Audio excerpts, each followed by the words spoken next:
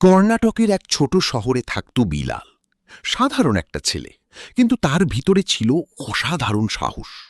যেখানে অন্যরা অন্যায় দেখে চুপ থাকত, সেখানে বিলাল কখনো চুপ থাকতে পারত না।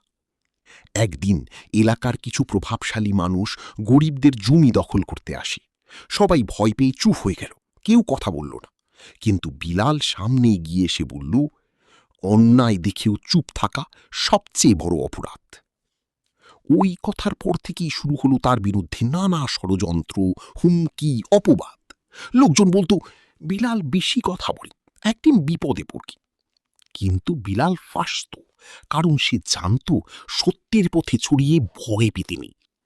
এক রাতে গরিব এক বৃদ্ধার ঘর ভাঙতেই বিলাল একাই দাঁড়িয়ে গেল তাদের সামনে। তার চোখে ছিল না কোনো ভয়, শুধু ছিল দৃঢ়তা। সেই রাতেই মানুষ প্রথমবার বুঝল একজন নির্ভীক মানুষই অনেকের সাহস হয়ে উঠতে পারে। ধীরে ধীরে বিলালের সাহস অন্যদেরও জাগিয়ে তুলল। মানুষ তার পাশে দাঁড়াতে শুরু করল। শেষে যারা অন্যায় করছিল তার হার মানল। আর বিলাল, সে শুধু একটা কথা বলল, আপনি একা না।